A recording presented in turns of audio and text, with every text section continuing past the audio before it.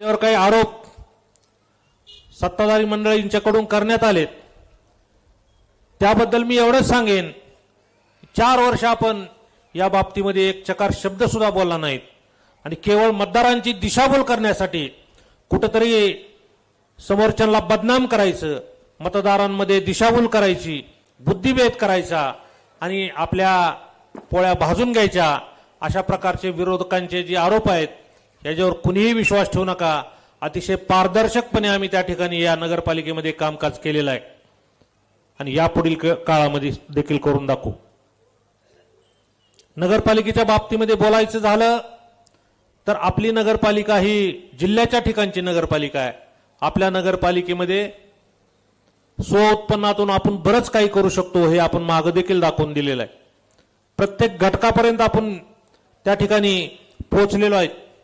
आरोग्य शिबिर असतील, पाण्याचा प्रश्न असेल, स्वच्छतेची बाब असेल, या सगळ्या गोष्टी आपण अतिशय प्रामाणिकपणे व्यवस्थितपणे आपल्या स्वतःच्या पैशातून त्या ठिकाणी केल्या।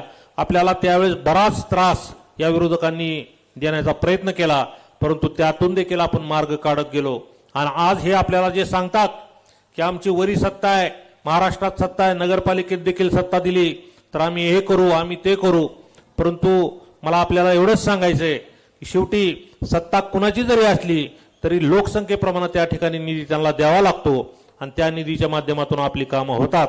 म्हणून मला आपल्या सगळ्यांना विनंती करायची आहे, जे प्रामाणिक काम करणारी माणसं आहेत त्या हातामध्ये सत्ता आपण त्या ठिकाणी दिली पाहिजे। म्हणून नगराध्यक्षपदाच्या उमेदवार सोमनाथ गुरव यांच्या पत्नी संगीताताई गुरव आणि नगरसेवक पदाचे आमचे उमेदवार प्रदीप मुंडे तसेच त्यांच्यासोबत असलेल्या आमच्या महिला भगिनी, या दोघांना तिघांची देखील निशाणी मशाल आहे आणि या मशालच्या चिन्हाच्या समोरचं बटन दाबून आपण त्यांना भरघोस मताने निवडून द्यावं, एवढीच विनंती मी आपल्याला आज या ठिकाणी करून माझ्या शब्दाला विराम देतो। धन्यवाद।